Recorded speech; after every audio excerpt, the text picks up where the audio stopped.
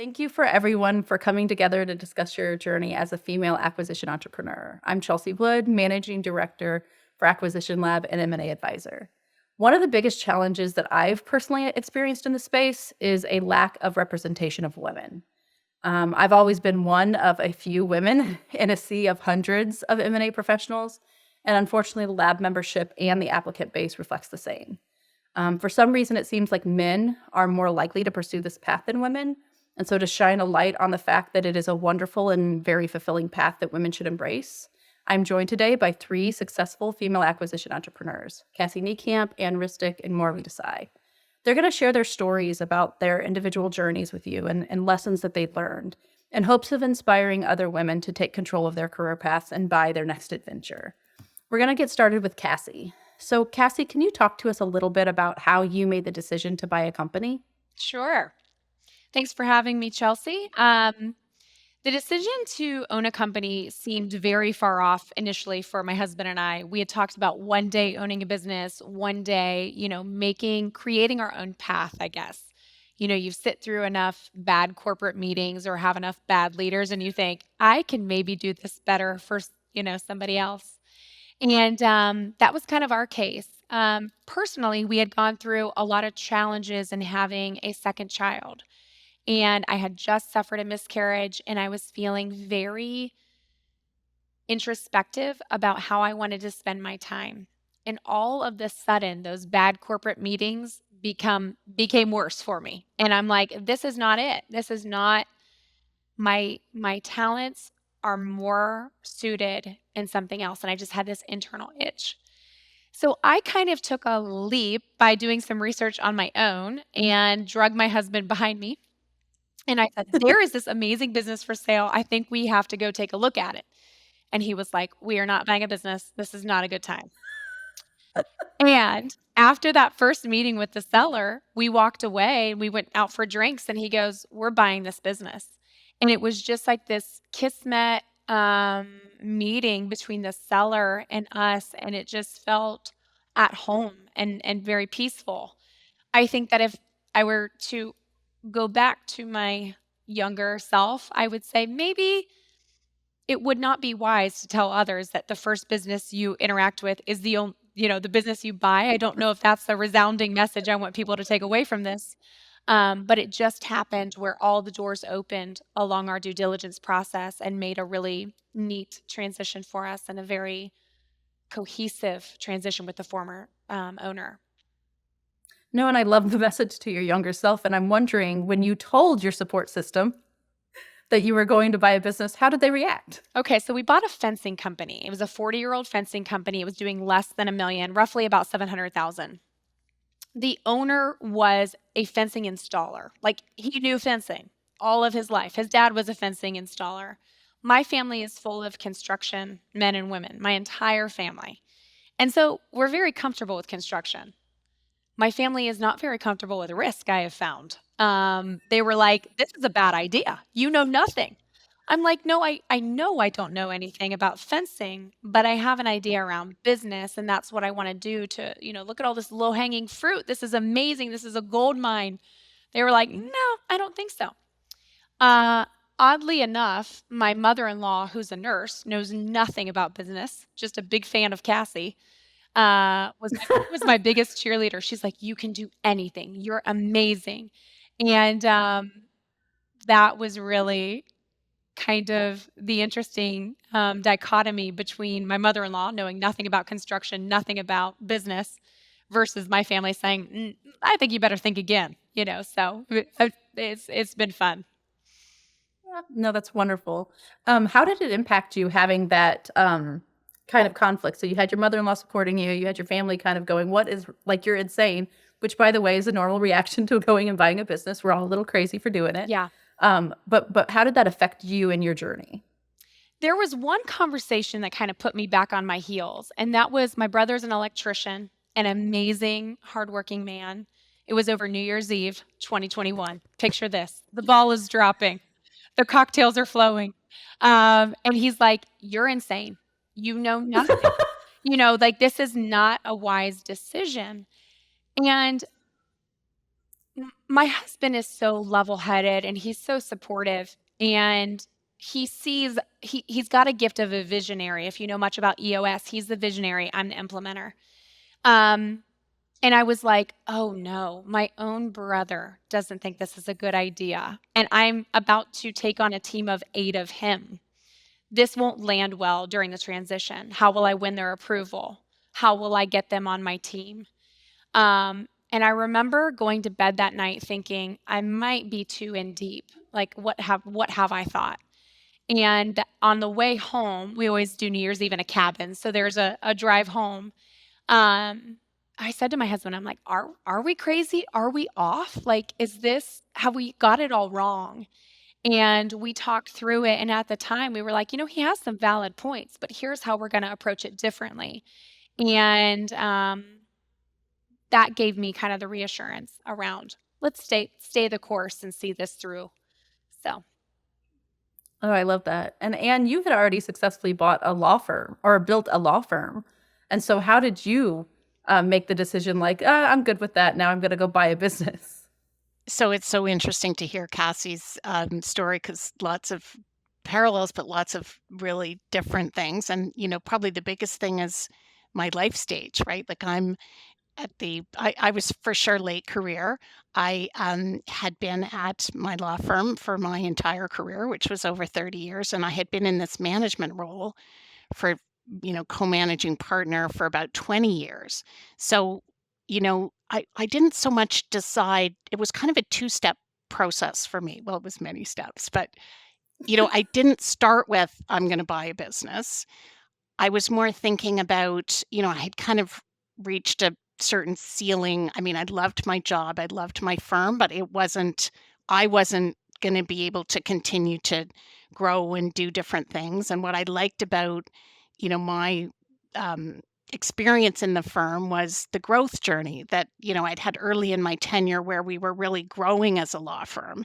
Um, the firm is fantastic, still growing, still doing great. But I mean, it wasn't at that really ambitious growth phase that I had really loved. And so my management role was more, you know, continuing to shepherd things along. And I felt like I wanted to take where I really excel. So my thought was, I really like guiding an organization through growth when there's an ambitious growth goal. And so I was trying to think about where would I find that, how could I take what I had done at Stikeman Elliott, my law firm, and do that again in a different environment? But I wasn't really thinking about buying a business because, unlike Cassie, obviously I'm not that entrepreneur. And I kind of felt like other people buy businesses. Like that's a whole different thing. And it just seemed like that was not the kind of thing that a person like me would do.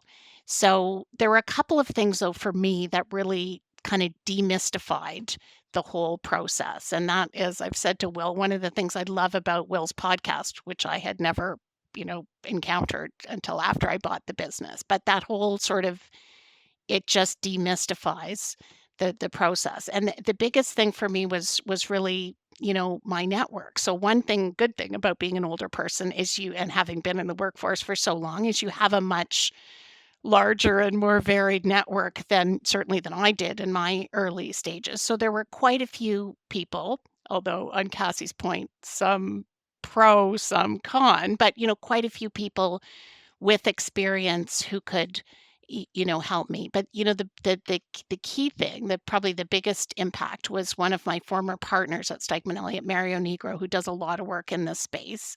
He was talking to me about a bunch of different options kind of early in my thought process, and he was like, but you should buy a business. And I was like, I kind of really discounted it at first because of all the things I just said, but then I kept coming back to it, and he kind of took me through. He demystified a bunch of things, like what is the process, the search, then the deal making acquisition part, then the, running and growing the business, then, the sale and exit. Like, how does that all work? He demystified the economics, like how do you get the money, and it kind of, what are you looking for? What are buyers looking for?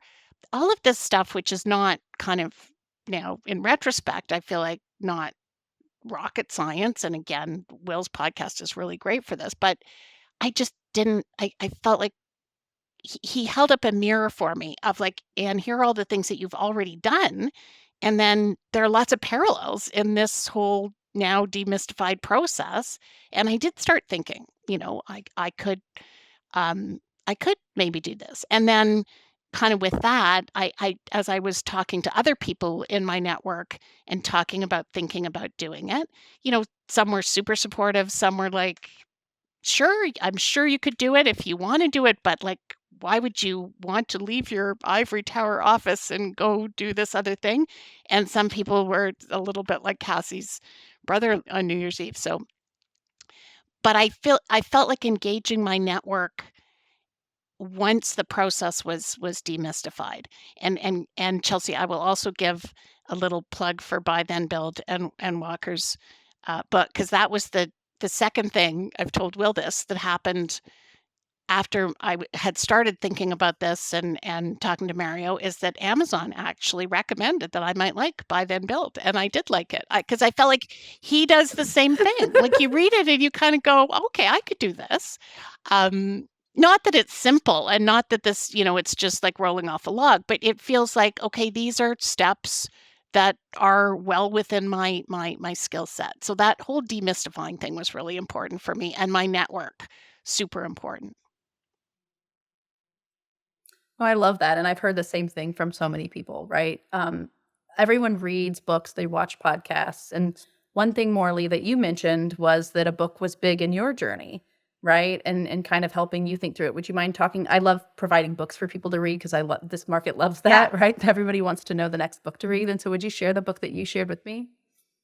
Yeah, so it kind of goes into my story about why I decided to buy a business. But I read this book called 4,000 Weeks by Oliver Berkman, and 4,000 Weeks is about our life, right? It's 80 years, and I turned 40 in 2021, and I was like, well, wow, I only have 2,000 weeks left. Like, I need to like get on this vision that I had created, and it took me a couple of years to actually to make it happen. And yeah, in 2021, my youngest child turned 1, so he wasn't attached to me anymore. I got unmarried, and oh, we had this pandemic, right? And I would that autopilot merry-go-round that we all were on came to a screeching halt.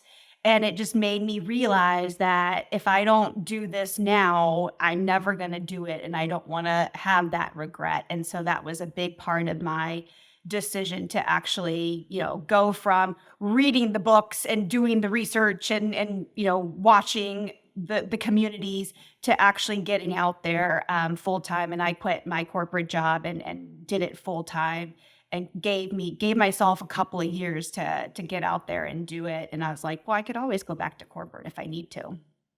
Oh, I love that. And that's literally what led me to leaving corporate America to build the lab was I realized the number of bedtimes was finite.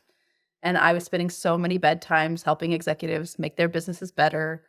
And I realized I was running out of bedtimes. And now we have the lab. And so would you talk a little bit more, Lee, about your experience searching, right? What was the biggest challenge for you? Yeah, I just closed my business a couple of weeks ago. So the search phase and the closing phase is very fresh in my mind. And searching was hard for me.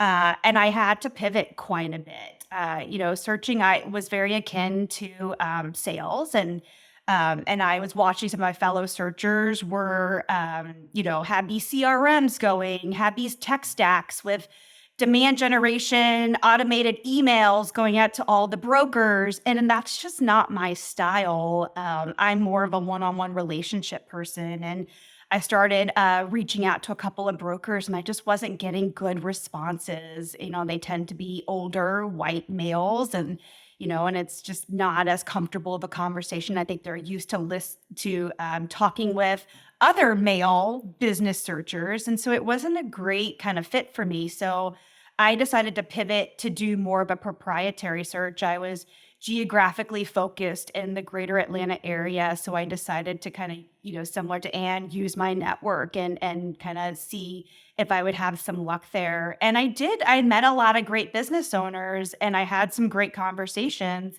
but I also got sucked up into a lot of time with these business owners that were at the end of the day just kicking the tires and seeing what their company was worth. I had put in 3 to 4 LOIs and we just couldn't agree on valuation, and to no fault of their own, right? Business owners think their businesses are worth a gazillion dollars and they just didn't have that. They hadn't had that conversation with the broker to understand, no, there's actually a marketplace and there are comparables. You can't just ask the moon and ask for valuation based on some future potential. And so after submitting a couple of LOIs and felt like I was wasting time, I was very down because it's a very lonely process too.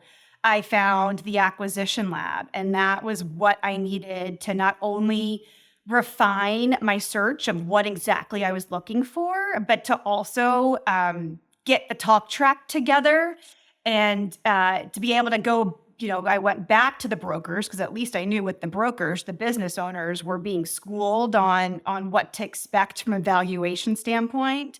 And then lastly, the community, right? Chelsea, you were a huge part of that, having a female advisor, and I loved the women forums that you hosted, because it is lonely out there, and especially being a female searcher, and then having the advisors to help me with any of my questions. And so that was really the hard part about searching. But I felt like once I kind of got in the groove with the acquisition lab, it only took me a couple of months to find the business that I eventually closed on.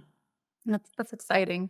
I loved being a part of your journey, right? I do love that the lab has given me, because the women that are there, and we have like 10% women. It's not as high as I would like it to be, but we try to support each other, and I enjoyed that. So I know, Cassie, you, when we first spoke, you shared that you had a moment where you kind of got really, really cold feet. And you manage that moment kind of by relying on your network and the people that you had brought on as your transaction team. So will you share a little bit about that? Because I think it's a common experience. Yeah, I think for reference, we were about a month away from closing.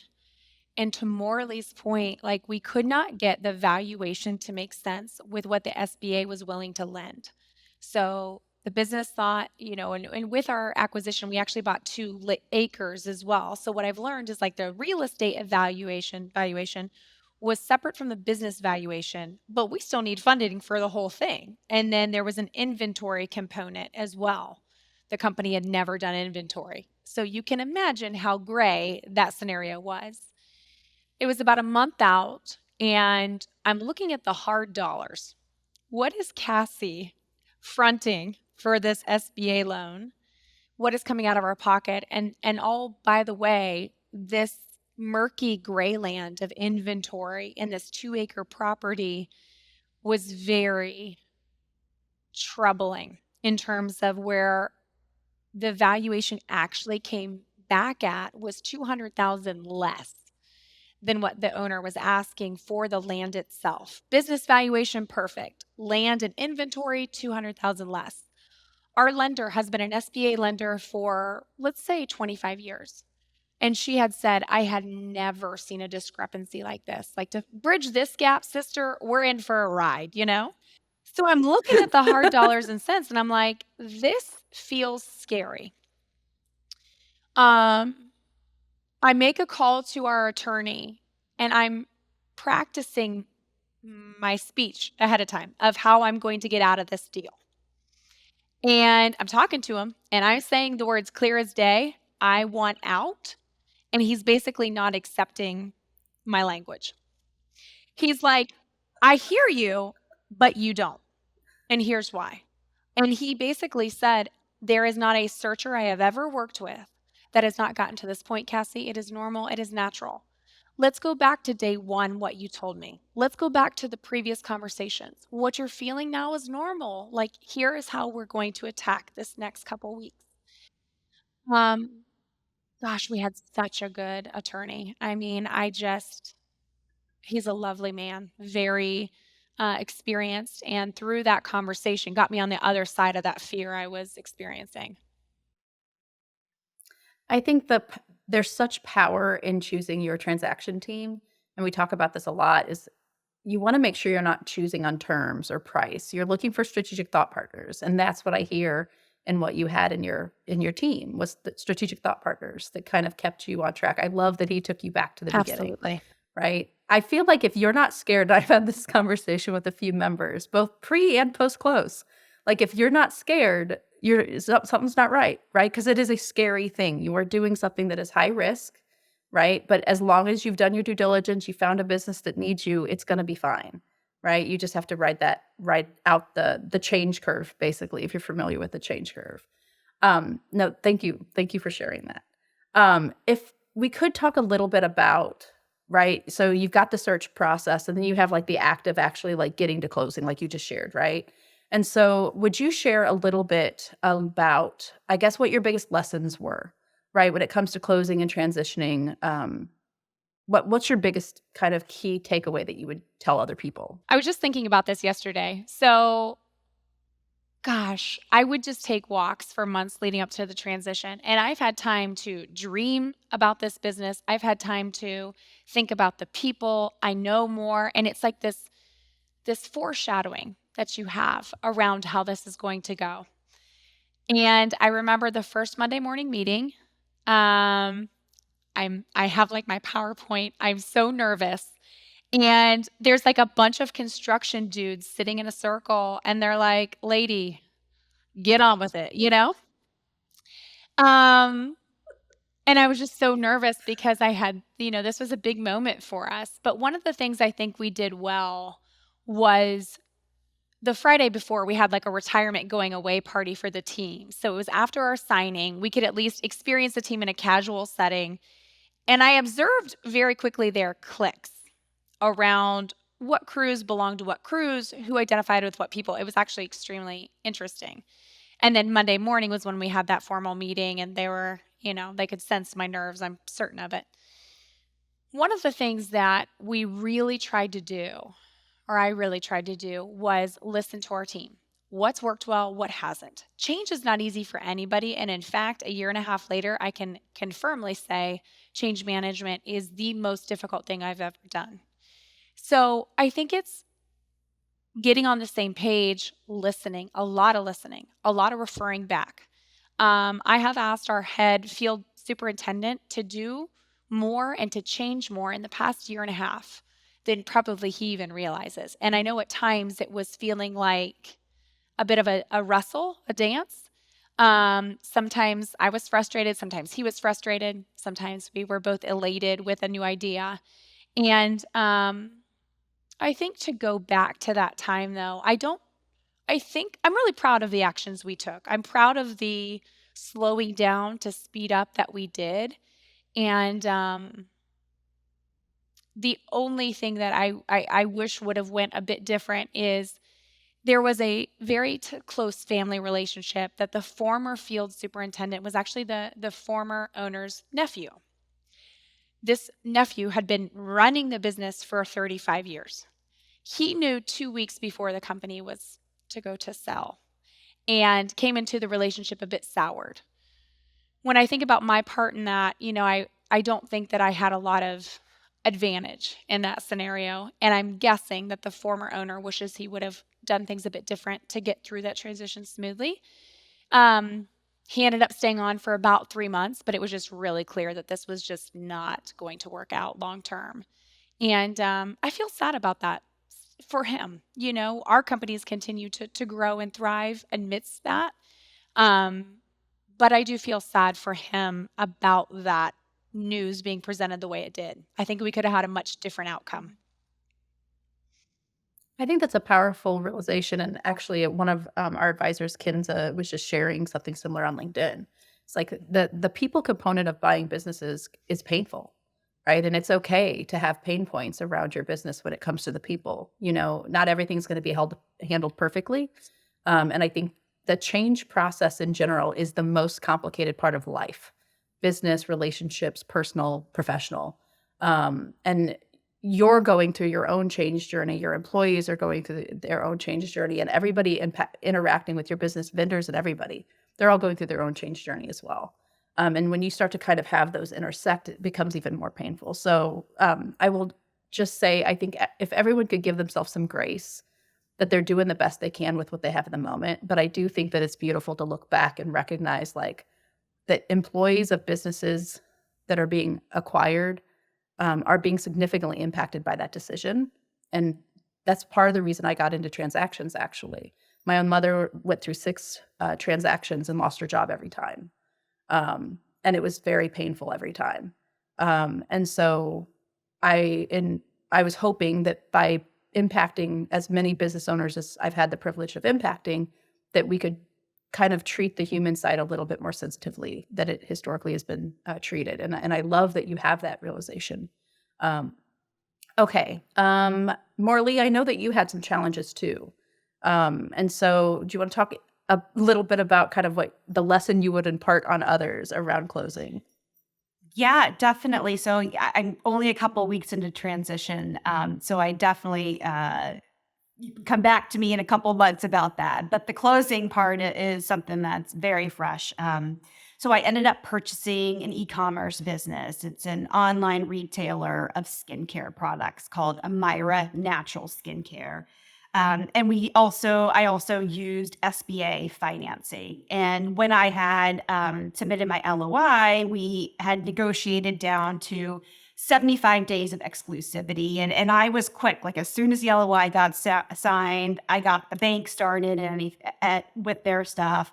And around day 60, they still hadn't come back from underwriting. And so I was starting to freak out. Plus, this was kind of in the fall. So I'm watching the interest rates start to creep up every time there's that Fed meeting. And I'm getting nervous that, with lending requirements starting to tighten up and it will be long stretches at a time where I'd get radio silence from the bank. And luckily around day 60, where I've got 15 days of exclusivity left, and the bank comes back with the commitment letter. And I had decided to go at risk and just get my lawyers started on the documents. Obviously, I'd gotten the accountants and the diligence firm engaged. And so I was already deep into deal fees while I was still waiting for the bank. And then even when the bank came back with their final checklist, and I had heard like you need to get life insurance, you need to get business insurance, you need to get like tax clearance letters. And so the list, each one of those required, 2 weeks, 30 days to get them done. One of the things we needed was a tax clearance letter from the state of Delaware. And for being such a business-friendly state, they only did things by mail. And so we had no idea when we would get some of this stuff. And so luckily the seller was amenable to prolonging our exclusivity period. But I was getting very nervous.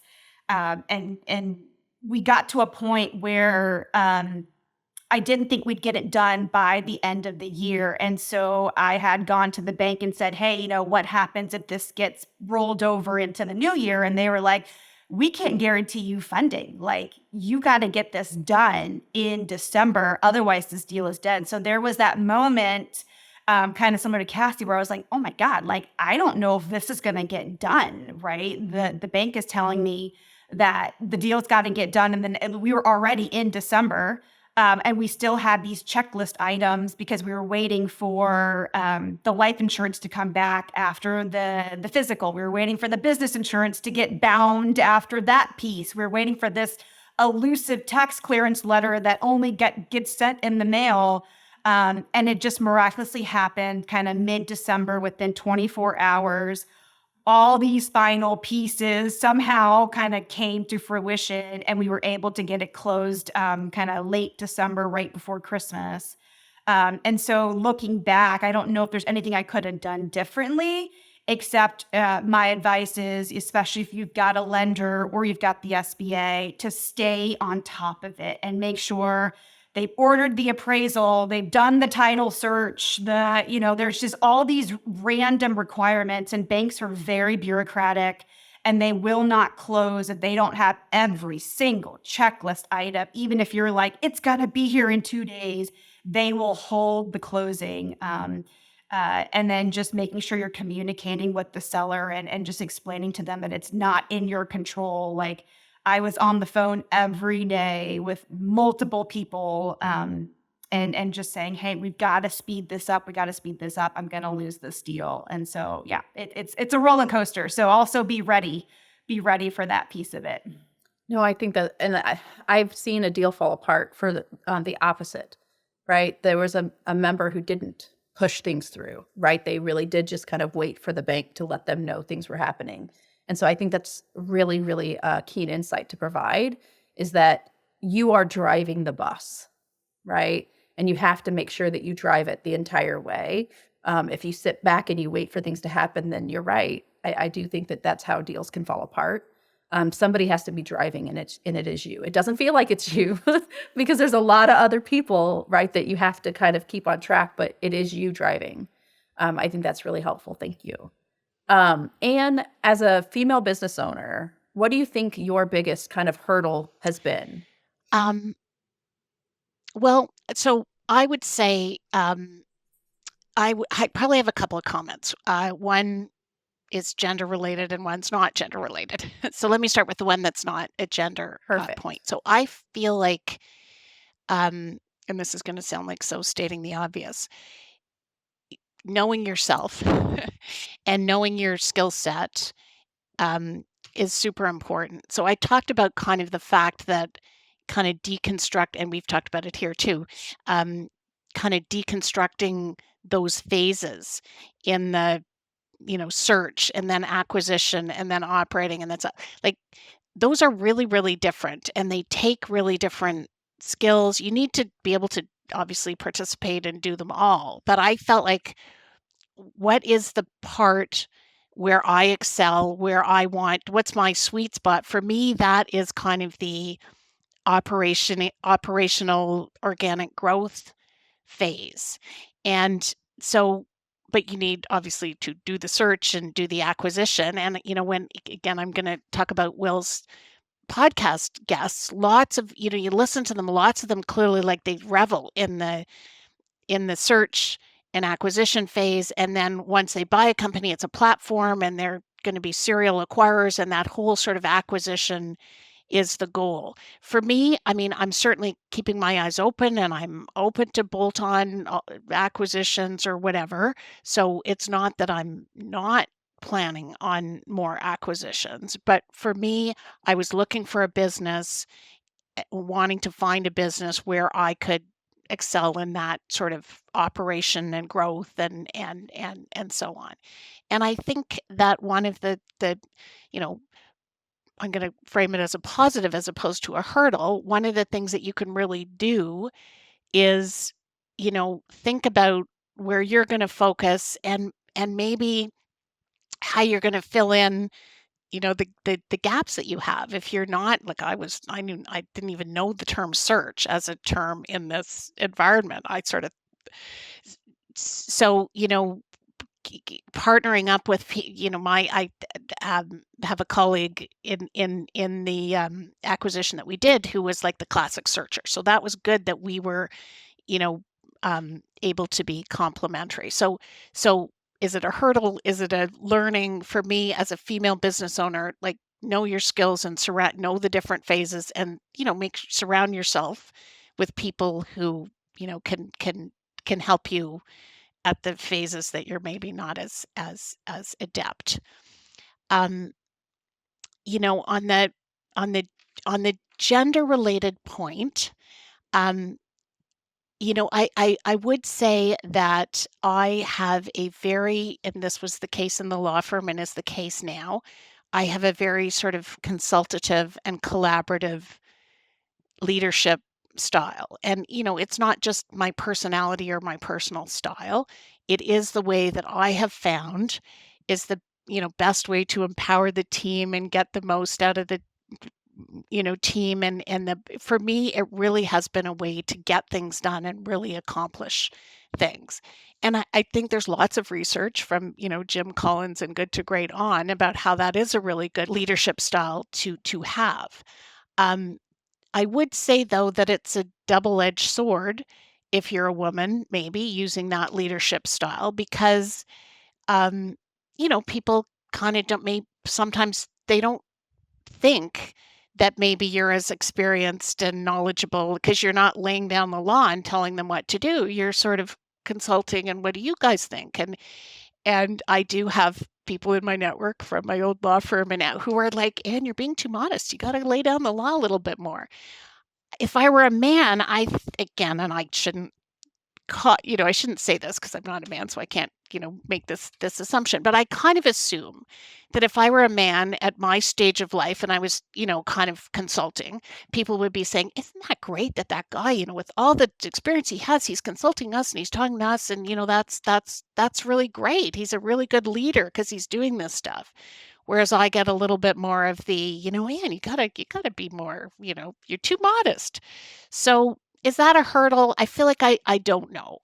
We play the hand we have, and it has I feel like it works for me, and I'm able to, over time, you know, people understand that you know what you're doing, and they do. You earn that respect. But I feel like you have to be prepared to put the time in, to have the calling card, to say I know what I'm doing, and just kind of ride out those moments when people are kind of looking at you like she doesn't know what she's talking about, or why are we listening to her?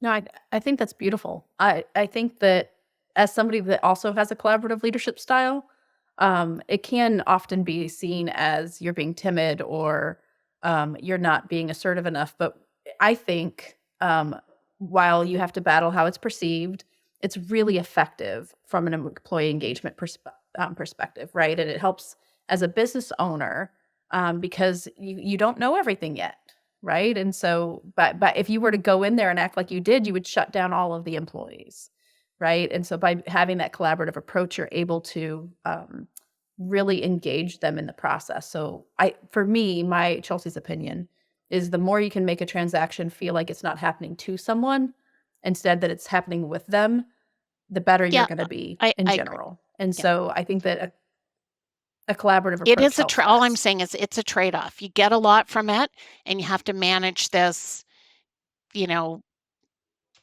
the impression that people have that maybe you're not as experienced as you are because of whatever you're collaborating or asking questions or consulting about. No, and I digging really, really deep in the recesses of my mind. Like I kind of remember studying leadership style and culture and gender back in college, and collaborate a more collaborative approach is pretty common for females, I believe, and in collectivistic cultures. So the United States is a more individualistic society, as I'm sure we are all aware. So, in closing, anyone that's watching this, whether they're female or male or anyone kind of thinking about buying a business, right? Um, what advice would you give someone that's considering acquisition entrepreneurship?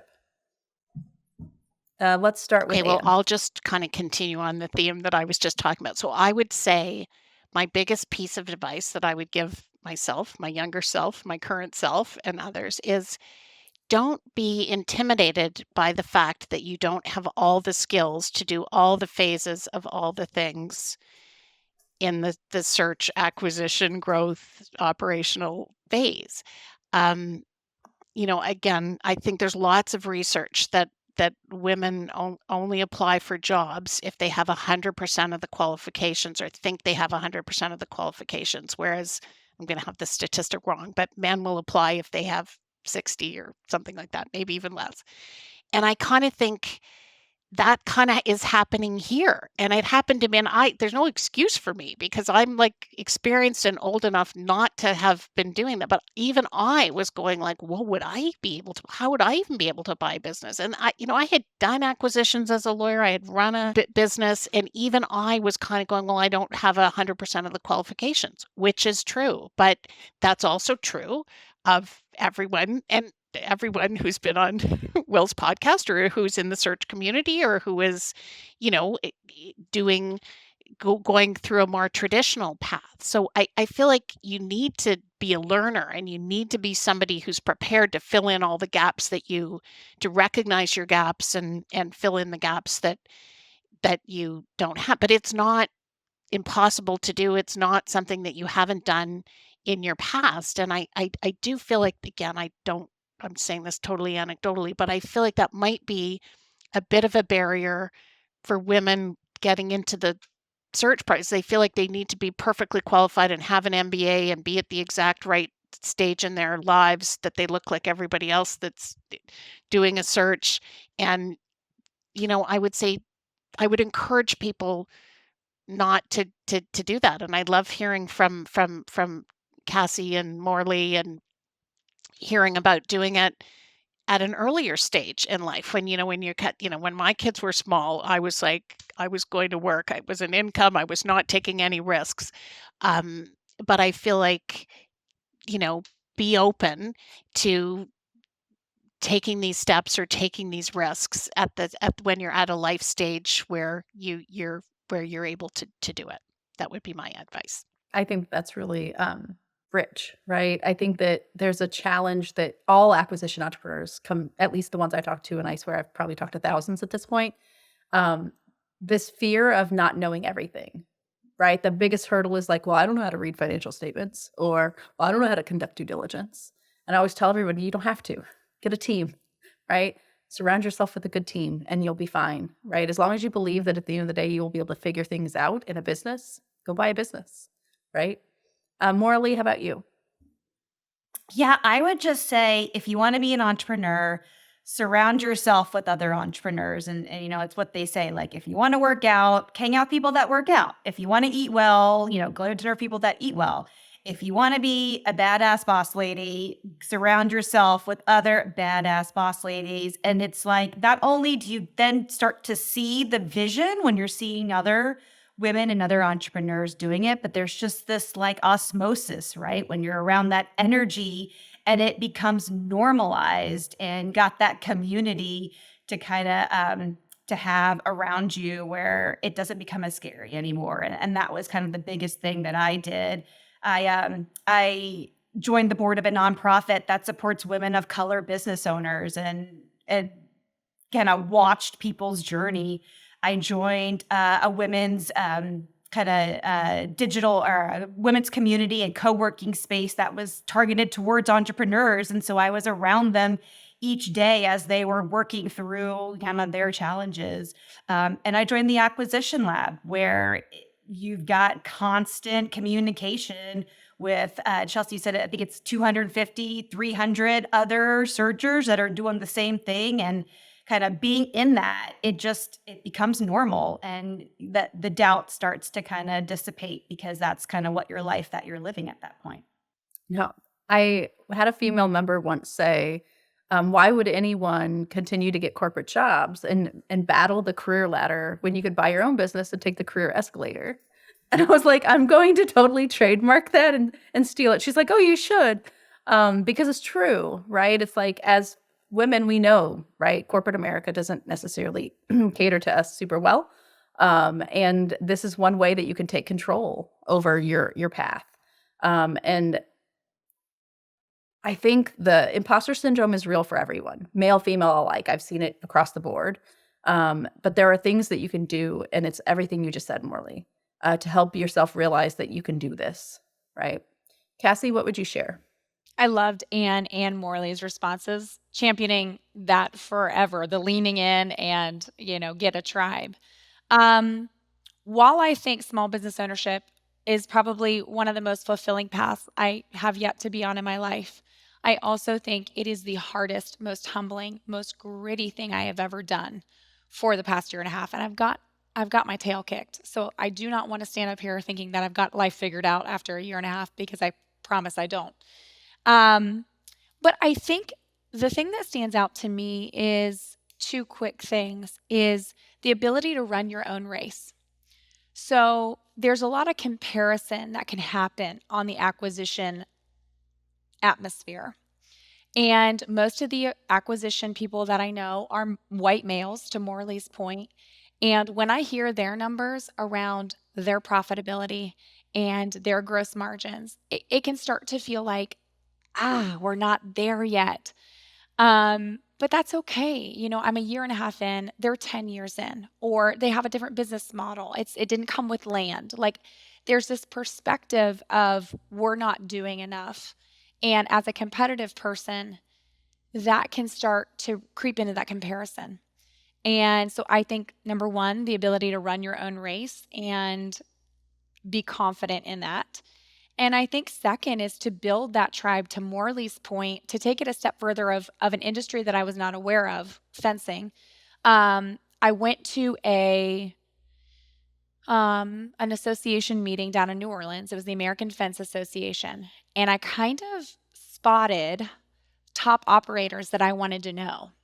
And I said, hey, would you be interested in jumping on a Zoom once a month and having an hour-long chat around best practices? And I thought that the meeting would be mostly to benefit me, the newest one in the room. But actually, what I found was that some of the older, more experienced operators have said, what an amazing blessing this is, because now we can hear from each other's perspective and it feels less lonely.